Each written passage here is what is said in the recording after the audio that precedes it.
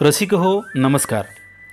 भारताचे 11वे राष्ट्रपती APJ अब्दुल कलाम, ज्यांना मिसाईल मॅन म्हणून ओळखले जाते, त्यांनी लिहिलेल्या कला आणि साहित्य या लेखाचे अभिवाचन मी करत आहे.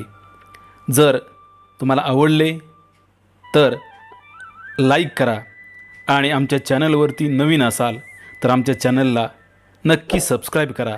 तर सुरू करूया. कला आणि साहित्य. कला आणि साहित्य यांचा संबंध डॉक्टर APJ अब्दुल कलाम यांनी एकूण 7 मुद्द्यांच्या आधारे स्पष्ट करून सांगितलेला आहे. मुद्दा क्रमांक 1. कला जगण्यास सहाय्यभूत ठरते. पृथ्वीनं विविध कालखंडात अनेक थोर संस्कृतींचा उदय होताना पाहिला आहे, पण त्यापैकी फक्त काही मोजक्या संस्कृती टिकून राहिल्या आहेत. ज्या संस्कृती काळाच्या ओघातही टिकून राहिल्या, त्यांच्यामध्ये भविष्याचा वेध घेण्याची व परिवर्तन स्वीकारण्याची क्षमता होती. ही क्षमता साहित्य, काव्य व इतर बोलीभाषांनी निर्माण केलेल्या वैचारिक कुवतीमुळे निर्माण झाली. प्राचीन तत्त्ववेत्यांनी व त्यानंतरच्या काळात शास्त्रज्ञ, तंत्रकुशल व्यक्ती, अर्थतज्ञ व समाजशास्त्रज्ञ यांनी हातात हात घालून विविध मानवी संस्कृती समृद्ध करण्याचं काम केलं आहे. आपल्या भारतीय संस्कृतीनं बहुसांस्कृतिक प्रभावामुळे निर्माण होणारे बदल स्वीकारले आहेत व पचवले आहेत. त्यामुळेच आपल्याकडे 1 अब्ज बहुसांस्कृतिक, बहुभाषिक व बहुधर्मीय लोक एक दिलानं राहतात. आपल्याकडील विचारवंतांचे आभार मानायला हवेत. आपल्याकडे महाभारतासारखी परंपरा निर्माण करणारी महाकाव्य व तिरुकुरल, कबीरवाणी आणि नारायणीयम यासारख्या अभिजात रचना शतकानुशतकं टिकून आहेत. ग्रंथ आपले चिरंतन सोबती. चांगला ग्रंथ हाती येणं आणि तो आपल्याजवळ असणं ही जीवनातील चिरस्थायी समृद्धी आहे. उत्तम ग्रंथ आपला कायमचा सोबती बनतो. कधीकधी ग्रंथांचा जन्म आपल्या आधी झालेला असतो. असे ग्रंथ आपल्याला जीवन प्रवासात मार्गदर्शन करतात व असंच मार्गदर्शन कित्येक पिढ्यांना करतात. अल्बर्ट आइन्स्टाईनचा वयाच्या 12व्या वर्षी त्याचे गुरु मॅक्स टॅलमुड यांनी युक्लिडियन भूमितीचं एक छोटंसं पुस्तक दिलं होतं. त्यांना या पुस्तकाच्या रूपानं आश्चर्यच गवसलं. आइन्स्टाईनना या पुस्तकातून विशुद्ध विचार या प्रांताची व संकल्पनेची ओळख झाली आणि ते कोणत्याही महागडी प्रयोगशाळा वा उपकरणं यांच्या मदतीविना फक्त मनोसामर्थ्यावर वैश्विक सत्याचा उलगडा करायला शिकले. माझी आवडती पुस्तके. माझा तरुणांशी परस्पर संवाद घडतो त्यावेळी मला हटकून विचारला जाणारा प्रश्न म्हणजे, तुमची आवडती पुस्तके कोणती? सध्या तुम्ही कोणतं पुस्तक वाचत आहात? मी वाचलेल्या सर्वच पुस्तकांची आठवण माझ्या मनात जपून असली तरी माझी सर्वाधिक आवडती 3 पुस्तकं आहेत. त्यापैकी एक म्हणजे लिलियन आयस्लर वॅटसन यांनी संपादित केलेलं लाईट्स फ्रॉम मेनी लॅम्प्स. मी हे पुस्तक चेन्नईच्या मुरे मार्केटमधल्या एका जुन्या पुस्तक दुकानातून 1953 साली खरेदी केलं होतं. तेव्हापासून हे पुस्तक माझा जिवलग मित्र व सोबती बनून गेल्या 5 दशकाहून अधिक काळ माझ्याजवळ आहे. हे पुस्तक इतकं वापरलं गेलं आहे की बऱ्याच वेळा या पुस्तकाचं बाइंडिंग करून आणलं आहे. जेव्हा जेव्हा माझ्यासमोर काही समस्या उभी ठाकते तेव्हा तेव्हा मी हे पुस्तक उघडतो आणि ते माझं अश्रू पुसतं. जेव्हा जेव्हा माझं मन आनंदानं काठोकाठ भरून सैरभर होतं तेव्हा हेच पुस्तक माझ्या मनाला हळूवार स्पर्श करतं आणि मला समतोल विचार करायला लावतं. नुकतीच माझ्या एका मित्रानं, तो न्यायमंडळात आहे, मला याच पुस्तकाची 9वी आवृत्ती भेट दिली. तेव्हा मला या पुस्तकाचं महत्त्व पुन्हा एकदा जाणवलं. तो मला म्हणाला की मी तुला देऊ शकतो अशी सर्वोत्तम भेट म्हणजे हे पुस्तक. कदाचित आजपासून 50 वर्षांनी हेच पुस्तक नवा अवतार धारण करू शकेल. मला अत्यंत पूजनीय वाटणारं दुसरं पुस्तक म्हणजे तिरुवल्लुवर यांचं तिरुकुरल. या पुस्तकात जीवनात कसं आचरण करावं याचं उत्कृष्ट मार्गदर्शन मिळतं आणि राष्ट्र, भाषा धर्म व संस्कृती अशा संकुचित संकल्पनांपलीकडे जाणारे लेखकाचे विचार मानवी मनाची उंची खचितच वाढवतात. तिसरं पुस्तक म्हणजे मॅन द अननोन. या पुस्तकाचे लेखक आहेत डॉक्टर अलेक्सिस कॅरेल. हे डॉक्टर सद्ग्रस्त तत्त्वज्ञ बनले. त्यांना नोबेल पुरस्कारानं सन्मानित करण्यात आलं गेलं. आजारपणात शरीर व मन या दोघांनाही असणारी उपचारांची गरज त्यांच्या पुस्तकामध्ये अधोरेखित करण्यात आली आहे. शरीर व मन या दोन्ही एकात्म गोष्टी असतात. तुम्ही त्यापैकी एकावर इलाज करून दुसऱ्याकडे दुर्लक्ष करून शकत नाही. विशेषतः डॉक्टर बनण्याचं स्वप्न असलेल्या मुलांनी हे पुस्तक आवर्जून वाचावं. या पुस्तकातून त्यांना समजेल की मानवी शरीर ही यांत्रिक पद्धती नाही, तर ती गुंतागुंतीच्या व संवेदनक्षम प्रतिक्रिया यंत्रणेचा समावेश असणाऱ्या मानसिक व शारीरिक यंत्रणेनं बनलेली बुद्धिवान व एकात्म अशी निरनिराळ्या परस्परोकारी घटकांची संघटित संस्था आहे. ग्रंथ सदैव माझे मित्र होते. गेल्या 50 वर्षाहून अधिक काळ ग्रंथांनी मला स्वप्न दिली. स्वप्नांमधून जीवित ध्येय गवसली. ग्रंथांनी मला ध्येयपूर्तीसाठी आत्मविश्वासानं सज्ज होण्यास सहाय्य केलं. अपयशाच्या प्रसंगी ग्रंथांनीच मला धैर्य दिलं. उत्तम ग्रंथ माझ्या लेखी देवदूत होते. एरवीही ते माझ्या काळजाला हळूवार स्पर्श करतात. म्हणूनच मी माझ्या तरुण मित्रांना सांगतो, ग्रंथांशी मैत्री जोडा. ग्रंथ तुमचे उत्तम मित्र असतात. लेखकाचे महत्त्व. ग्रंथलेखन मानवी जीवनात फार महत्त्वाची भूमिका बजावतात. एखाद्या लेखकाचे उत्तम पुस्तक अनेक पिढ्यांसाठी थोर ज्ञानाचा व संपत्तीचा स्रोत असते. कधीकधी एखादं पुस्तक लेखकांच्या जीवनकालात वाचकांना स्फूर्तिदायक ठरणार नाही, पण त्या पुस्तकातून दिलेल्या संदेशाचं महत्त्व काळाच्या ओघात अधिक स्पष्ट होतं. त्यावेळी समाजाला त्या पुस्तकाची किंमत उमगते आणि मग हे पुस्तक चमकू लागतं. काही अभिजात रचना अनेक पिढ्यानपिढ्या चमकत आहेत. 38व्या ज्ञानपीठ पुरस्कारानं सन्मानित तामिळ लेखक जयकांतन म्हणतात, तुमच्या म्हणजे वाचकांच्या पलीकडे जाणं हे माझं म्हणजे लेखकाचं यश आहे. वाचकाला स्वच्या पलीकडे जाण्याचा मार्ग दाखवणं हा साहित्याच्या यशाचा मापदंड आहे. मला जयकांतन यांचा जीवनविषयक दृष्टिकोन स्मरतो. ओरू इला क्लिय वघियन आरासियल अनुभवंगल, एका साहित्यिकाचे राजकीय अनुभव, या त्यांच्या एका निबंध संग्रहाच्या प्रस्तावनेत त्यांनी म्हटलं आहे, आपले स्वातंत्र्य सैनिक आणि ज्ञान व धैर्यसंपन्न समाजवादी विचारवंत यांनी एकत्र येऊन नवा स्वतंत्र समाज घडविण्यासाठी त्याग करण्याची वेळ येऊन ठेपली आहे. असं वाटत नाही का? ही वेळ कधी येईल? साहित्यिक मनाला त्याची उत्कट आस लागली आहे. अशाच एका संदर्भात जयकांतन म्हणतात, साहित्य क्षेत्रातील माझ्या लेखनाबद्दल सांगायचं तर मला वाळीत टाकलं तरीसुद्धा मी साहित्याच्या प्रांतातच काम करत आहे. परिवर्तन घडण्याची वाट पाहत राहीन. जगद्गुरू आदी शंकराचार्यांसारखं दत्तात्रेयांना गुरु मानून, ही माझी इच्छा नाही तर परमेश्वराची इच्छा आहे. किती सुंदर आणि काळजाला भिडणारं विधान आहे हे. हे वाचताना माझे डोळे भरून आले होते, कारण आज मला अवतीभोवती सर्वत्र निराशा व दैववाद दिसत असला तरी अशी मनातील श्रद्धा त्याला आव्हान देताना दिसत आहे. अशा प्रकारे साहित्य वैचारिक उंची वाढवतं आणि लेखक समाजाची सदसद विवेकबुद्धी जागृत ठेवण्याचं काम करतात. आपल्या विचारवंतांचे व लेखकांचे तारांगण आपल्या तरुणांमधून ज्ञानसंपन्न नेतृत्व निर्माण करण्यास सहाय्यभूत होऊ शकते. हे लेखक त्यांच्या लेखनातून आपल्या तरुण पिढीला स्फूर्ती देऊ शकतात. मानवजातीची सुहृदयता व उत्साह यांची थोरवी सांगू शकतात आणि कमजोरी व निराशा यांच्याशी अदम्य जिद्दीनं लढण्याच्या आवश्यकतेचं स्मरण घडवू शकतात.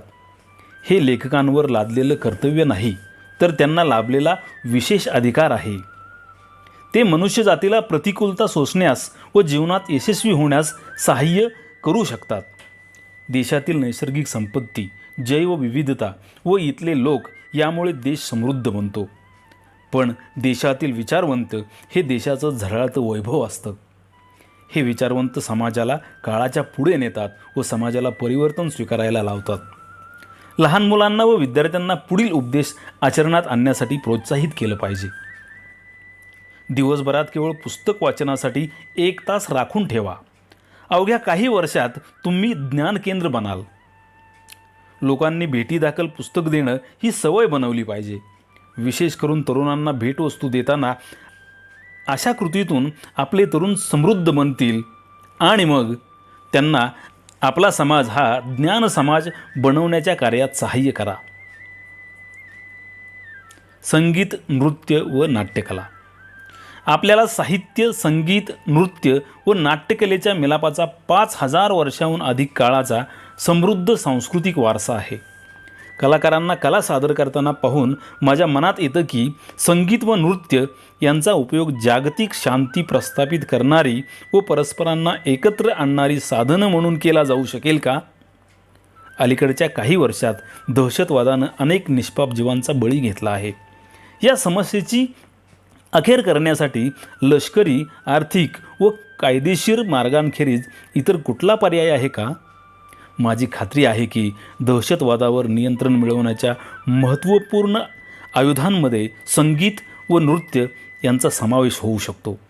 संगीत व नृत्य तुम्हाला संपूर्ण निराळ्याच प्रतलावर नेतात आणि तुम्हाला आनंद व शांतीच्या शीतल झुळकीची अनुभूती देतात. कलाकाराचं मन जेव्हा शांत व आनंदी असेल तेव्हा त्यातून संगीत व नृत्याचा उगम होऊ शकतो. अशा मनोवस्थेत कलाकार अभिरुची संपन्नता, शांती व समाधानाचे प्रसारक बनतात. संगीत सर्वांना एकत्र आणतं. याचा कर्नाटकी संगीतापेक्षा उत्तम पुरावा कोणता असेल? तंजोर जिल्ह्यात यातील त्रिमूर्तींनी त्याच्या कृती तेलुगू व संस्कृतमध्ये गायल्या होत्या. पुरंदरदासांनी कानडीत, अण्णामाचार्यांनी तेलुगूत व अरुण गिरीधर नाथर यांनी तमिळमध्ये गायन सादर केलं होतं. पण संगीतप्रेमीसाठी भाषेचा अडसर कधीच आला नाही. केरळच्या त्रावणकोर येथील, आंध्र प्रदेशातील तिरुपती येथील, तमिळनाडूतील तंजावर येथील व कर्नाटकातील मैसूर येथील संगीत घराणी एखाद्या कंठहारातील रत्नांप्रमाणे झगमगती आहेत. या सर्व रत्नांना संगीताच्या धाग्यानं एकत्र गुंफून ठेवलं आहे. संगीत हेच एक महान संपर्क माध्यम व भाषा आहे. ते अडसर कधीच ठरू शकत नाही.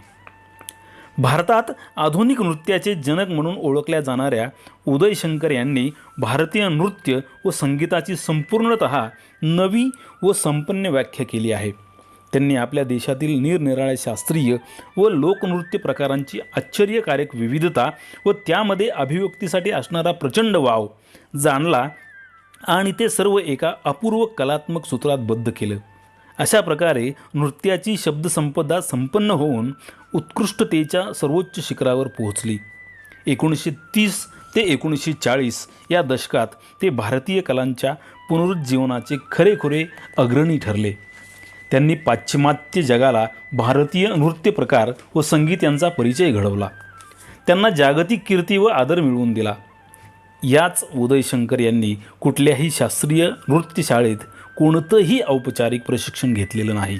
तरीही ते कला जगतात स्वतःचं निराळं उत्तुंग स्थान बनवू शकले. ही त्यांच्या उपजत प्रतिभेची साक्ष आहे. मी देशाच्या विविध भागांना दिलेल्या भेटीदरम्यान पाहिलं आहे की ग्रामीण भागातील व विविध जमातीतले लोक संगीत व नृत्याविषयी खूप प्रेम बाळगतात. बरेचदा त्यांना गीत व नृत्याचा आविष्कार घडवण्यासाठी फक्त काहीतरी निमित्त मिळायला हवं असतं. याचं त्यांना त्यांच्या खडतर ग्रामीण जीवनाचे खडबडीत कंगोरे गुळगुळीत करण्यासाठी सहाय्य होतेच, शिवाय त्यामुळे आपल्या प्राचीन सांस्कृतिक परंपराचं जतन, प्रसार व विकासही होतो. आपलं संगीत, नृत्य व रंगभूमी यांचा विकास ग्रामीण कलातून घडला आहे. निरनिराळ्या कला प्रवाहांच्या मिलापातून निर्माण झालेल्या संस्कृतीनं आपली कलात्मक अभिव्यक्तीची परंपरा समृद्ध केली आहे आणि त्याला सक्रिय प्रोत्साहन मिळालं पाहिजे. नाटक हा लोकांच्या मनांना उभारी देणारा महान कला प्रकार आहे. नाटक हे संदेश देण्याचं, कल्पक संकल्पना व विचार रुजवण्याचं सामर्थ्यवान माध्यम बनू शकतं.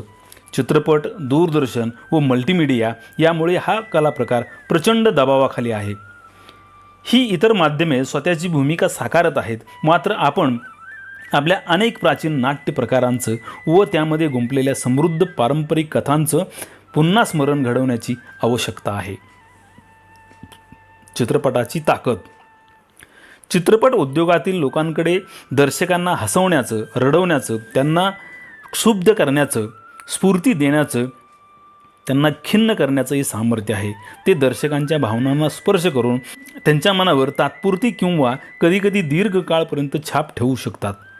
चित्रपटांची ताकद ही अशी असते. नुकतंच एक पुस्तक माझ्या वाचनात आलं, articulations voices from the contemporary Indian visual art.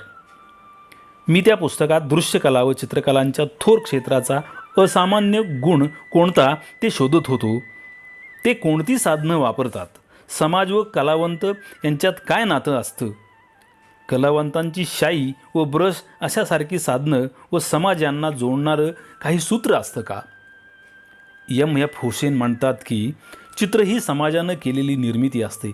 याचाच अर्थ असा की जर समाज मध्यम दर्जाचा असेल तर चित्रनिर्मिती ही मध्यम दर्जाचीच होणार, आणि जर समाज बुद्धिसंपन्न व समृद्ध असेल तर त्यांचे प्रतिबिंबही चित्रात उमटणारच. आर्टिक्युलेशन्स वाचत असताना माझ्या लक्षात आलं की प्रत्येक चित्रकार व कलाकार हे त्याला समृद्ध करणाऱ्या प्रत्येक घटनेतील सौंदर्याच्या शोधात असलेलं एक विलक्षण व्यक्तिमत्व असतं. R.K. लक्ष्मणना कावळे रेखाटायला आवडतं. त्यांच्या चित्रात कोणत्याही पार्श्वभूमीवर कावळे सहज नजरेला पडतात. K.K. हेब्बर यांना चित्राच्या लयबद्ध रेषा स्फूर्ती देतात. मी एका कलावंतांच्या या विधानाशी सहमत आहे की कलावंतांची ज्ञात गोष्टीशी भागीदारी असावी, अज्ञात स्वतःहून प्रकट होईल. मी काही काळापूर्वी तमिळमध्ये एक कविता रचली व त्याचा इंग्रजी अनुवादही केला. त्या कवितेचं नाव आहे लाईफ ट्री, म्हणजे जीवन वृक्ष. या कवितेतून जीवनोत्सवाचा संदेश व्यक्त होतो. ही कविता रचत असताना त्यातून दृश्य जीवनरस, सौंदर्य व सर्जनशीलता प्रकट होईल असं कधी माझ्या मनात सुद्धा आलं नव्हतं. त्याच दरम्यान मानव नावाचा एक तरुण कलावंत राष्ट्रपती भवनात आला होता. तो मुघल गार्डनचं नैसर्गिक सौंदर्य रंगरेषात उतरवणार होता. तो इथं त्याच्या कुटुंबासमवेत 2 आठवडे राहिला होता. या काळात त्यानं जीवनरसात भरलेली अतिशय सुंदर चित्र साकारली. मला त्याच्या चित्रात फुलाचं सौंदर्य, त्यांचा गंध, फुलातील मधुरसाचा स्वाद यांची अनुभूती मिळाली. माझी लाईफ ट्री ही कविता त्याच्या वाचनात आली आणि तो या कवितेच्या प्रेमातच पडला. त्यानं मुघल गार्डन्समधल्या मनोहर वातावरणात 7 दिवस राहून जीवनवृक्षाचं बोलत्या वृक्षात रूपांतर केलं. केवढी सुंदर निर्मिती. चित्रकाराच्या मनात चित्रकला व काव्य यांची गुंफण होऊन नवनिर्मिती कशी घडते ही गोष्ट त्यावेळी प्रथमच माझ्या ध्यानात आली. ही नवनिर्मिती तुमच्या काळजाला स्पर्श करते, भावनांवर हळूवार फुंकर घालते. या संयुक्त कलेचं सौंदर्य व शांती प्रत्येक कलावंत व्यक्तीच्या मनामनात पोहोचवून त्यांचं किंवा तिचं मन आत्मा आनंदानं चिंब भिजवतं. समृद्धी व कला. कोणत्याही देशाची समृद्धी त्या देशातील कलावंत व लेखक यांच्या सर्जनशीलतेवर थेट अवलंबून असते. तुम्हाला इतिहासात शिकलेलं आठवत असेल की कोणत्याही साम्राज्याच्या सुवर्णकाळात अनेक कलाकार व लेखक यांना नेहमीच राजाश्रय लाभला होता. भारताला विकसित देश बनवण्यामध्ये कला व साहित्याच्या विद्यार्थ्याचं महत्त्वाचं योगदान घडणार आहे. त्यांना सर्जनशील, मनोरंजन व व्यवस्थापन या क्षेत्रात नोकरीच्या विपुल संधी लाभतील. इथून पुढच्या काळात समाज याच 2 क्षेत्रावर प्रचंड वेळ व पैसा खर्च करेल. हेच विद्यार्थी, जनता व धोरणकर्ते तसंच जनता व वैज्ञानिक आणि तंत्रज्ञ यांच्यातील प्रभावी दुवा बनू शकतील. निसर्गातील सहज सौंदर्याचा सुखद उद्गार म्हणजे कला. व्यंगचित्र असो, शिल्परचना असो वा साहित्य, त्याची अनुभूती घेणाऱ्या व आनंद लुटणाऱ्या प्रत्येकाच्या मनात ते अतिशय सुंदर जीवन चैतन्य फुलवतं. असं चैतन्य, प्रेम, हास्य, स्नेह व शांती यांचा संदेश मूकपणे पसरवतं. जीवनातील सौंदर्य सर्वात देखण्या रूपात प्रकट करण्यास कला सहाय्य करते. धन्यवाद.